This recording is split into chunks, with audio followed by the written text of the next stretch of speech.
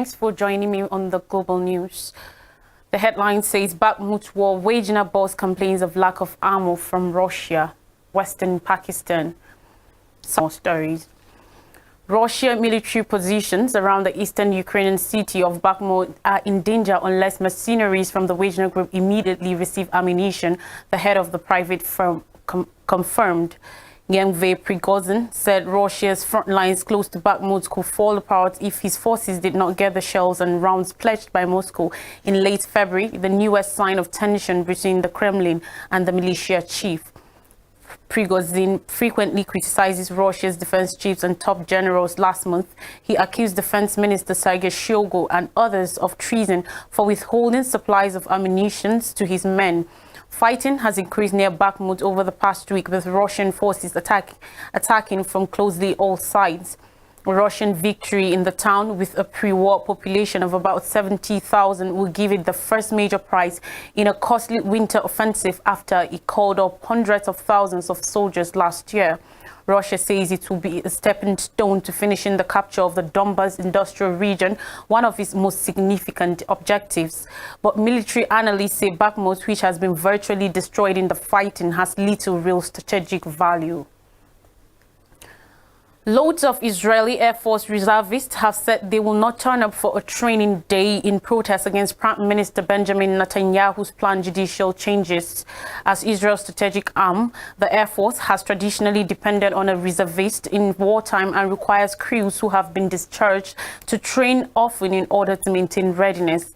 But in a letter on Sunday, 37 pilots and navigators from an F-15 squadron said they will skip drills planned for Wednesday and instead devote our time to dialogue and reflection for the sake of democracy and national unity. The religious nationalist government seeks changes that include curbs on the Supreme Court, which accuses of overreach. Critics feel that Netanyahu, who is on trial on corruption charges he denies, wants ex-protest leaders, among them ex-military chiefs, saying that a non-democratic turn in government protests if essential to carry out actual operations. A military spokesperson declined to comment on their letter, but said Top Commander Lieutenant General Herzi Halevi is aware of the public discourse on division, but will not allow any harm to the Israel Army's ability to carry out its most significant mission, defending Israel's security. Officers had been asked to speak with subordinates on the issue, said the statement, which also repeated that the army must remain neutral. Israel does not publish military personnel figures, making it hard to judge the effects of the Air Force reservist protest or of similar promises by some soldiers from other branches. Now, no less than 9 soldiers have been killed and numerous injured in a suicide attack in southwest Pakistan, Balochistan province. Ijaz Ahmed, spokesman for the local police, said a mile southeast of provincial capital Quetta when the vehicle exploded, according to the spokesman. Mahmoud Khan Notizai, another police spokesman, said according to report that the suicide bomber riding a motorcycle hit the truck from behind. The soldiers were coming back from local long cattle show where they had been providing security, officials said. Hospital officials said at least 7 policemen were wounded in the attack, the newest in a series aiming security personnel in Pakistan. No group has claimed responsibility for the attack. South Korea's government has proposed a new plan to resolve a long-running clash on with abrupt protest. In the plan said the former workers, the surviving of whom are now in their 90s, will be compensated through a public foundation funded by private sector companies rather than by the Japanese firms involved in the forced labor. The South include contributions from Japanese companies, including those ordered by South Korean courts to pay damages, such as Nippon Steel and Mitsubishi Heavy Industries. About a dozen protesters demonstrated as Park made the announcement. It's a complete victory by Japan, which has said it cannot pay a single yen on the forced labor issued. Lin Jae-sung, a lawyer for several victims, said in his Facebook post on Sunday, citing initial media reports of the deal. The main opposition Democratic Party, meanwhile, denounced the plan as submissive diplomacy. It's a day of shame, An Yo-young, a spokesperson for the party, said in a statement. In parts of Malaysia, a cleanup is underway after days of rain triggered flooding forced thousands from their homes and killed at least 4 people. Closely 50,000 people have been affected by the floods as of Monday morning at 8 a.m. according to reports. The worst affected area was Johor, the southern state neighboring Singapore. Footages on social media showed belongings and furniture piled on the side of the road as people started cleaning up homes, offices and clinics damaged in the floods. Floods are not uncommon during the annual monsoon season, which usually takes place between November and March. But in recent years, Malaysia has suffered a series of severe floods, which professionals say are the result of overdevelopment, deforestation and changing climate. Heavy rain cut off the town of Sigamat, also in Johor, in December 2006, while thousands of people in the northeastern states were hit by floods in December 2014 that submerged the main highway connecting the east and west coasts of the country. The capital, Kuala Lumpur, Shan, Alam and Klang have also seen major floods in the past, with 27 people killed in December 2021. Even as the cleanup begins, Malaysia's meteorologists are warning that more rain is likely in the coming days. More Story says Greek station master imprisoned awaiting trial after fatal train crash. A Greek railway station master has been jailed awaiting trial over a train crash that killed at least 57 people. The 59-year-old man's detention on Sunday came as clashes erupted between police and protesters in the Greek capital, Athens. Many people had rallied in the city to demonstrate for better safety regulation following the head-on-head collision between a passenger train and a freight carrier on the Athens-Thessaloniki route late in the evening of February 28th. The railway employee, who cannot be named under Greek law, was the station master in the central city. For the safety of the whole of central Greece, his lawyer Stefanos Pentazartis said rail network has been creaking under cost-cutting and under-investment, a legacy of Greece's debilitating debt crisis from 2010 to 2018. Negligence could have Prime Minister Kaja Kallas, one of Europe's most outspoken supporters of Ukraine. Kallas' Liberal group was at 31.6% with 99% of ballots counted, followed by the far-right Eurosceptic Ekri party at 16.1%, reflecting concerns among some voters over the increasing cost of living in the wake of Russia's invasion of Ukraine. The Centre Party, traditionally favored by Estonia's sizable ethnic Russian minority, was at 14.7%. This result, which is not final yet, will give us a strong mandate to put together a good government, the 45-year-old Kallas told her party colleagues and jubilant supporters at a hotel in the Baltic nation's capital, Tallinn. Preliminary results suggested 6 parties passed the 5% threshold of support required to enter the 101-seat parliament, including newcomer ST200, a liberal centrist party. Voter turnout was 63.7%, little change from the former election.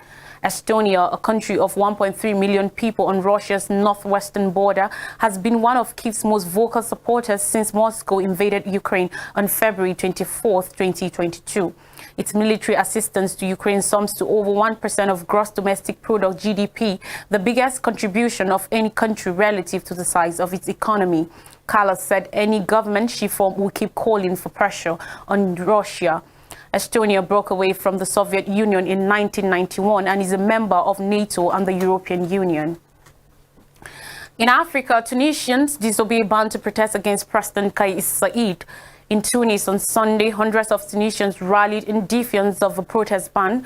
They demanded the release of over 20 prominent figures opposed to the president who were arrested in recent weeks. The personality included members of the major opposition coalition, the National Salvation Front, NSF.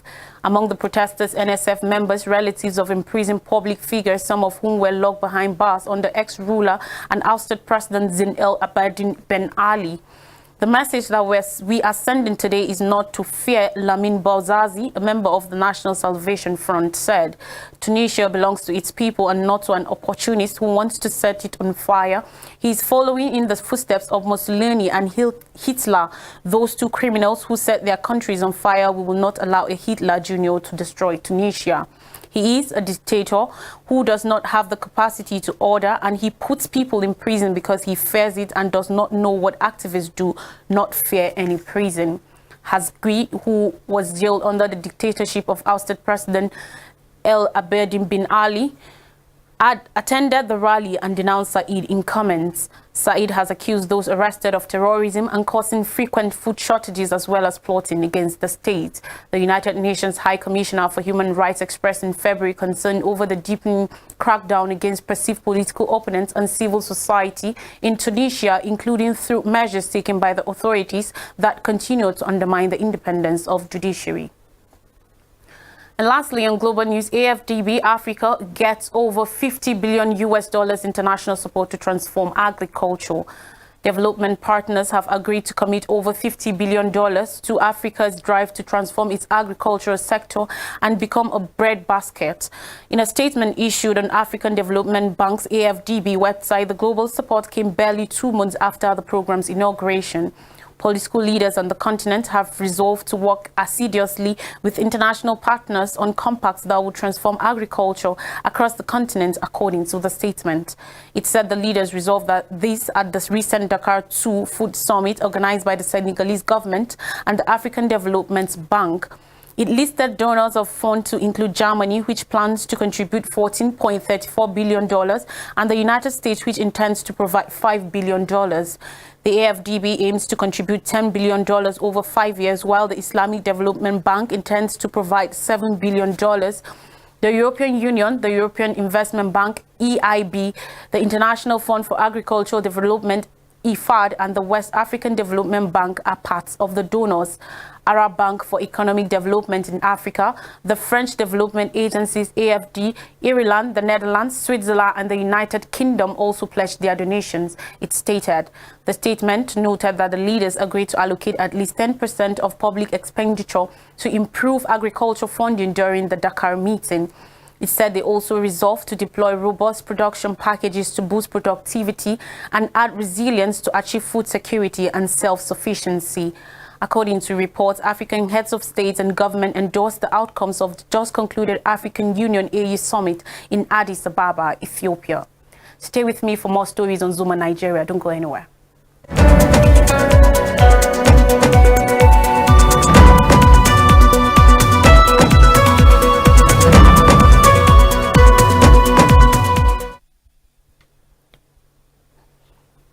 You're welcome back to Zuma Nigeria. We begin with Naira crunch. Pressure mounts on Central Bank of Nigeria to obey Supreme Court's verdict. The Central Bank of Nigeria, CBN, has been told that there is no hiding place anymore in the controversy that received the withdrawal of the old Naira notes from circulation in the country, as on Friday, the Apex Court gave a ruling declaring it illegal. Stakeholders and financial analysts who spoke according to reports are unanimous that the CBN, in spite of provisions in the CBN Act that gave it final authority on monetary issues in the country, must obey the courts of the land. They argue that the blatant disobedience of the earlier ruling by the Supreme Court by President Muhammadu Buhari and Godwin Emefiele, the CBN governor, is not good for the country, as they should be the symbol of rule of law in Nigeria. On Friday, the Supreme Court ruled that the old 1,000 Naira, 500 Naira and 200 Naira notes shall continue to be used side by side with the newly redesigned notes till December 31st, 2023. The court held that the 3-month timeline was also not in tune with the Central Bank of Nigeria's Act and as such unconstitutional. The justices said that not enough notice was given to the public before the old notes were withdrawn, and that not enough of the new notes were released, leading to widespread anger and frustration as many people were unable to get cash to pay for food, as some slept outside the banks. NAFDAC cautions against substandard fake medicine. The National Agency for Food and Drug Administration and Control, NAFDAC, has advocated for a synergy between the Nigerian and Indian pharmaceutical sectors in order to provide unlimited access to medications that are safe, effective, inexpensive, and of the needed quality. The warning came from Professor Mojoshola, the Director General Adeyeye at the India-Nigeria Pharmaceuticalizing and Enhancing Joint Benefits for Pharmaceutical Business in both countries. She stated that the demographic dynamics, health indices, and forecasts for the pharmaceutical industry in Nigeria and India give a shared beginning points for strong synergy between both countries. Adeyeye said it's without any iota of hesitation to state that these indicators hitherto mentioned are reasons why the regulatory landscape between both countries must of necessity be explored for the good of their citizens.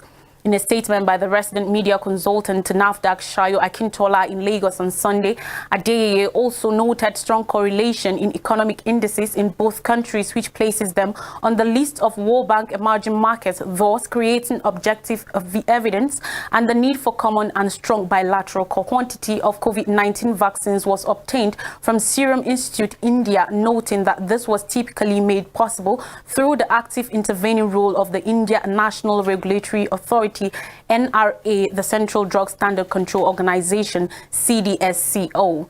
As a responsible national regulatory agency, Professor Adeyeye, however, said that NAFDAC will continue to forge meaningful alliance within the confines of its mandate relevant legislation and in line with global best practice. NAFDAC mandate is to safeguard public health, and we are not in any way about to give up on this obligation, she said, adding that some local and foreign manufacturers are presently sanctioned for unreputable practices and post-marketing failures. According to the NAFDAC boss, India is the largest trading partner of Nigeria, and Nigeria is India's largest trading partner in Africa, with bilateral trade in the region of over $13.89 billion as of 2019. She added that India-owned operated companies are the second largest employer of labor in Nigeria, with huge foreign direct investment in engineering, electrical machinery and equipment, plastics, chemicals, and the pharmaceutical sector. And finally, race for Senate President in 10th Assembly begins. Ahead of the inauguration of the 10th National Assembly and House of Representatives, positions are anticipated to start declaring interest in their choice positions that will be filled, include the Speaker of the House of Representatives and Deputy Senate President, as well as the principal officers. The principal officers are leaders of the majority and minority caucuses, which are basically based on membership configuration in a chamber. They include the majority leader, deputy majority or chief whip, the deputy whip, minority leader, deputy minority leader, minority whip, and deputy minority whip. These 10 men and women steer the affairs of each of the Senate and the House. According to the parliamentary tradition, ranking lawmakers serving 2 or more terms form the leadership of the parliament. According to the parliamentary tradition, ranking lawyers serving 2 or more terms from the leadership of the parliament, Mahmoud Yakubu, the INEC chairman, revealed at a meeting with resident electoral commissioners in Abuja on Saturday that the senators-elect will receive their certificates of return on Tuesday, while their House of Representative counterparts will get theirs on Wednesday. According to the INEC chair, so far the All Progressives Congress won 57 senatorial seats, the People's Democratic Party won 29, the Labour Party got 6, while the New Nigeria People's Party and Social Democratic Party got 2 each. On the other hand, the All Progressive Grand Alliance and Young Progressive Party got 1 seat each. Notable individuals who have shown interest in being president of the 10th Senate include Raul Kano and Mohammed Sani Musa Niger, among others. A recap of major stories says Bakhmut war, Wagner boss complains of lack of ammo from Russia. Israel Air Force reservists ditch drill in Netanyahu protest. Suspected suicide attack kills at least 9 police officers, and amid southern Malaysia fought numerous forced from their homes. Thanks for watching. I am Lois Reiki. Enjoy the rest of your day.